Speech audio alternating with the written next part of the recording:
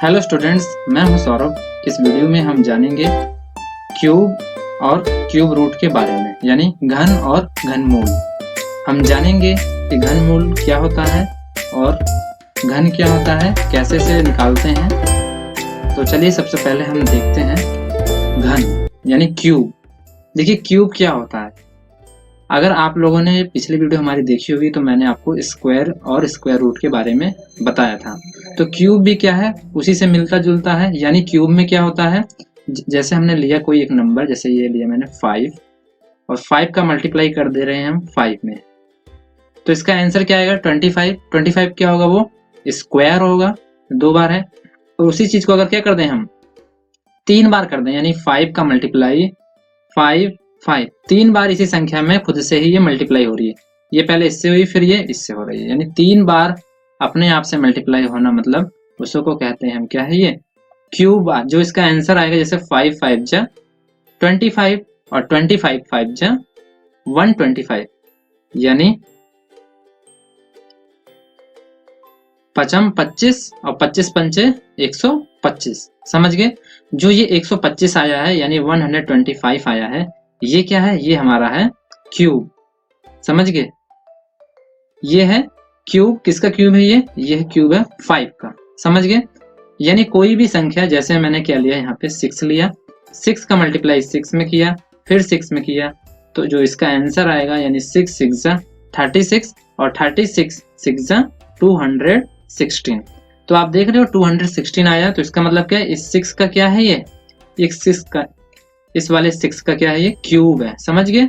तो क्यूब का मतलब क्या है, कोई भी नंबर वो 3 बार खुद से ही मल्टीप्लाई हो, उसको बोलते हैं हम क्यूब।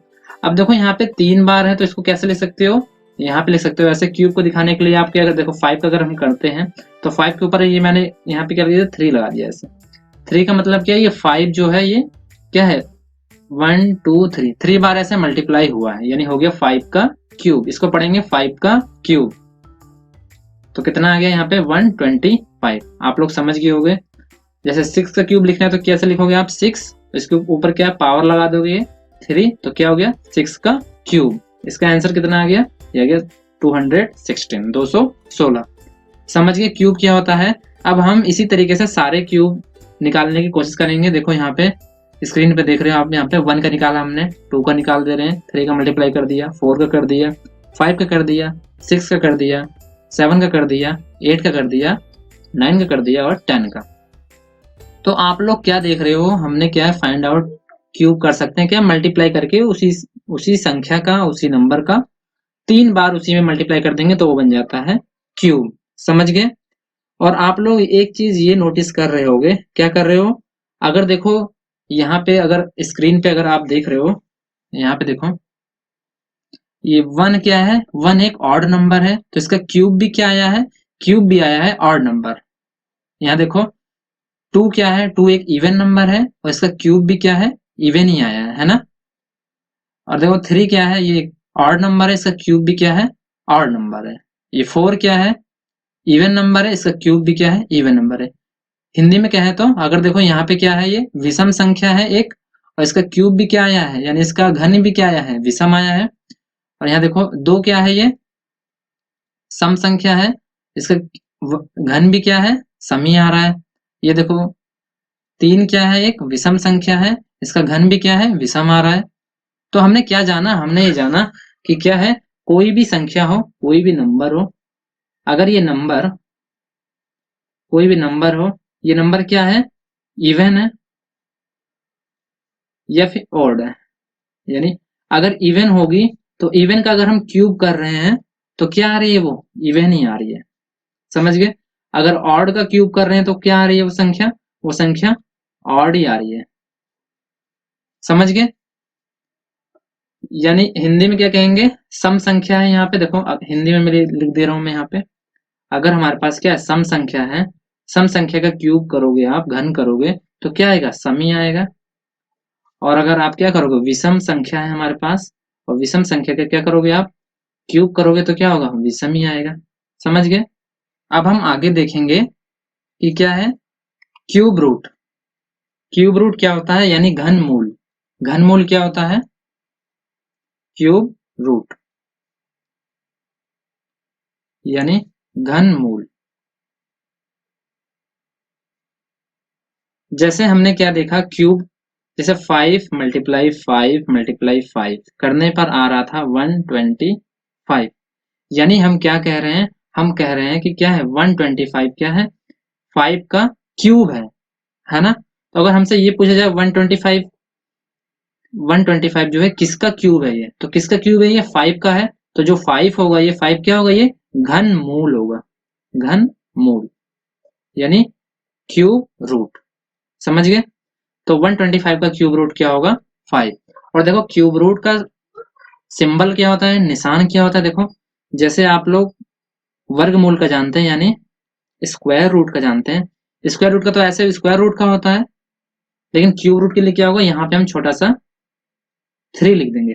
तो ये बन गया किसका सिंबल, ये बन गया क्यूब रूट का।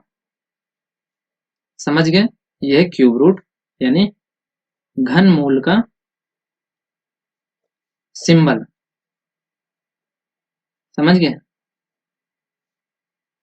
सिंबल को हिंदी में निशान भी कह सकते हो या प्रतीक भी कह सकते हो, ठीक है। ये चीजें हमने जानी। अब हम देखते हैं घनमूल कैसे निकालेंगे। यानी अगर हमारे पास क्या है, इस तरीके का ऐसे निशान लगा हुआ है किसी के ऊपर, जैसे 125 के ऊपर हमने ये निशान लगा दिया है, तो इसका मतलब क्या है, 125 का अब हमें क्या करना है, यहाँ पे बताना है कि क्या है, ये किसका घन है, किसका घन है। तो जो आंसर आएगा वही क्या होगा, घनमूल होगा। यानी ये किसका क्यूब है, जो वही पता लगेगा हमें, तो वही बन जाएगा वो क्यूब रूट। जैसे 125 किसका है, किसको मल्टीप्लाई करने पे आता है 3 बार, वो 5 को, तो इसका जो है आंसर क्या होगा, वो होगा 5 होगा। समझ गए। आगे हम देखते हैं, जैसे हमारे पास क्या अभी पीछे देखा था हमने 216 का, इसका करेंगे तो घनमूल तो कितना आएगा, तो इसका 6 आएगा, है ना। तो इसको भी करने के लिए आप लोग क्या करोगे, देखो जैसे आपने स्क्वायर रूट सीखा था, तो उसी तरीके से इसको भी करना है। यानी हम फैक्टर मेथड का यूज कर सकते हैं इसमें भी। हमारे पास जैसे संख्या आती है, जैसे आती है 512, है ना, ये हमारे पास हमने एक संख्या ली है 512, इसका हमें क्या निकालना है, घनमूल निकालना है, यानी क्यूब रूट निकालना है। तो इसको निकालोगे कैसे, तो आपको अगर पता नहीं होगा तो पहले क्या करोगे, आपको ऐसा सिंबल लगा के इसको लिख लोगे 512, इसको हमें क्या करना है, फाइंड आउट करना है। समझ गए। तो इसको फाइंड आउट करने के लिए क्या हम यूज करेंगे, हम यूज करने वाले हैं फैक्टर मेथड। फैक्टर मेथड मतलब हम क्या करेंगे, जो भी ये संख्या है 512 लिखी हुई है यहाँ पे, इसका क्या करेंगे, फैक्टर निकालेंगे। 512 का फैक्टर कैसे निकालोगे, देखो 512 लिख दिया हमने, इसको क्या करेंगे, हम फैक्टर करेंगे। सबसे पहले क्या करोगे, इसे आप 2 से करके देखोगे। देखो देखो जब फैक्टर करा करो वो हमेशा प्राइम नंबरों से करा करो, यानी अभाज्य संख्याएं से करा करो। जैसे 2 से हमने किया, तो देखो यहाँ पे 2 2 जा 4, बचा यहाँ पे 1, और ये 1 11 हो गया, और 2 5 जा 10, फिर बच गया 1, और 2 6 जा 12। समझ गए। फिर 2 से किया हमने, 2 1 जा 2, 2 2 जा 4, बचा यहाँ पे 1, और 2 8 जा 16। फिर 2 से किया, 2 6 जा 12, 2 4 जा 8, फिर 2 से किया, 2 3 जा 6, 2 2 जा 4, 2 से किया, 2 1 जा 2, 2 6 जा 12, 2 से 2 8 जा 16, और 2 से 2 4 जा 8, फिर 2 से 2 2 जा 4, फिर 2 से 2 1 जा 2। तो आप लोगों ने इस तरह से कर लिया इसको, आप ऐसे लाइन भी खींच सकते हो। इस तरह करने के बाद आपको क्या करना है, यहाँ पे क्या करना है, इसको ऐसे लिखना है। देखो 512 का ही हमने क्या फैक्टर निकाला है ये, तो क्या किया 2 × 2 × 2 कितने हैं, 3 4 5 6 7 8 9 है, 4 9। तो देखो क्यूब रूट निकालने के लिए क्या करोगे, हमने फैक्टर कर लिया पहले, फिर इन फैक्टरों का क्या करना है, पेयर बनाना है। जैसे आप स्क्वायर रूट में क्या करते थे, वहां पे पेयर कितने का बनाते थे, वहां पे आप लोग पेयर यानी जोड़ा बनाते थे 2 संख्याओं का। यहाँ पे क्यूब रूट में क्या करना है, आपको 3 संख्याओं का जोड़ा बनाना है। तो देखो 3 संख्याओं में से क्या होगा, इनमें से क्या होगा, एक बाहर आ जाएगा, तो यहाँ से 2 आ गया, यहाँ से 2 आ गया और यहाँ से 2 आ गया। अब इसको मल्टीप्लाई करना, देखो 2 2 जा 4, 4 2 जा 8, यानी 2 दूनी 4, 4 दूनी 8, तो इसका आंसर क्या आ जाएगा 8। तो समझ गए, ये हमारा आंसर आ गया। यहाँ पे एक संख्या है 8 5 7 3 7 5, यानी इतनी बड़ी संख्या है हमारे पास, इसका हमें क्या निकालना है, क्यूब रूट निकालना है। और हमें ये बताया गया है कि ये जो संख्या है, ये जो नंबर है, ये क्या है, एक पूर्ण घन संख्या है, यानी पूर्ण घन संख्या माने परफेक्ट क्यूब नंबर है। तो इसका निकालना है, हमें क्या निकालना है, क्यूब रूट यानी घनमूल निकालना है। तो कैसे निकालोगे, इसको निकालने के लिए क्या करोगे आप, आपको ये याद होना चाहिए। आप स्क्रीन पे देख रहे हो ना, ये आप ये स्क्रीन पे देख रहे हो क्या है, 1 से लेकर 10 तक यहाँ पे क्यूब लिखे हुए हैं, यानी 1 का 1, 2 का 8, 3 का 27, 4 का 64, 5 का 25, 6 का 216, और अच्छा यहाँ पे 25 लिखा है, 125 है यहाँ पे एक मिस्टेक हुआ है, यहाँ पे आपको 125 करना है, 5 का 125, 6 का 216, 7 का 343 और 8 का 512, 9 का 729, सही है। इस तरह से है, देखो हमारे पास क्या है, एक ऐसी संख्या है, ये हमें पहले से बता रखा है कि क्या है, ये परफेक्ट क्यूब नंबर है, परफेक्ट क्यूब। ये नंबर जो है परफेक्ट क्यूब है, यानी क्या, पूर्ण घन संख्या है। पूर्ण घन संख्या क्या है, अगर इसका हम क्या घनमूल निकालते हैं तो वो दशमलव में नहीं आएगा, उसका घनमूल आ जाएगा। तो इसको कैसे निकालेंगे हम, शॉर्ट मेथड से, बहुत ही शॉर्ट मेथड से करेंगे हम। कैसे, अगर आपको याद है 10 तक का क्यूब, तब आप इसे आसानी से कर सकते। देखो यहाँ पे, देखो कौन सी ऐसी संख्या है, देखो ये 5 है ना, यहाँ पे 5 है, आपको ये पता लगाना है कौन सी संख्या का क्यूब करने पे उसके लास्ट में 5 आता है।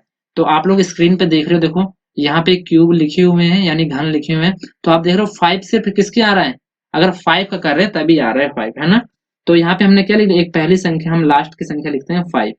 जब आपने यहाँ 5 लिख लिया तो क्या होगा, आपको एक अंदाजा मिल जाएगा कि ये तीनों संख्या को क्या करना है, आपको फिर अब कैंसिल करना है। अब आपको यहाँ पे नजर नहीं दौड़ानी है, ठीक है। अब आपको क्या हो गया, 857 आ गया। 857 को क्या करना है, जो आपको ये 10 तक का याद है ना, इसमें ही देखना है कौन से क्यूब से क्या है, ये छोटा है, यानी बड़ा नहीं होना चाहिए, छोटा चलेगा। देखो यहाँ पे, अगर हम यहाँ पे देख रहे हैं 10 पे, तो 1000 तो ज्यादा है इससे। 9 पे देख रहे हैं तो क्या है, 9 पे देखो ये 729, ये छोटा है। यहाँ पे क्या है 857 है, यानी 857 है, और यहाँ पे क्या है 729, तो ये क्या है, छोटा है 9 का। 9 का जब ये छोटा है तो क्या करेंगे हम, यहाँ पे लिख देंगे, यहाँ पे डायरेक्ट 9, यानी क्या है 9 का ये क्यूब है। तो ये अब हमारी क्या कैंसिल हो गई। तो 95 का क्यूब क्या है, ये है, यानी इसका क्या घनमूल क्या होगा, अगर इसका हमें घनमूल लिखना हो ऐसे 7375 का, तो आप कैसे लिखोगे, आप लिखोगे इसका क्या है 95 आ गया। आप करके भी देखोगे यही, देखो फैक्टर करोगे तो क्या होगा, टाइम लगेगा, लेकिन आएगा इतना ही। आप चेक भी कर सकते हो। अगला मैं लेता हूं, देखो अगला दूसरा दूसरा हमारे पास है A17576। इसका हमें निकालना है, क्या निकालना है, इसका हमें निकालना है घनमूल निकालना है। ये एक परफेक्ट परफेक्ट क्यूब नंबर है। तो कैसे करोगे आप इसको, इसको करने के लिए क्या है, वही तरीका यूज करोगे। पहले आप देखोगे यहाँ पे लास्ट में क्या आ रहा है, 6 आ रहा है। तो आपको क्या है, 10 तक का आपको घन याद होना चाहिए। तो आपको ऐसी संख्या देखनी है किसके लास्ट में 6 आ रहा है।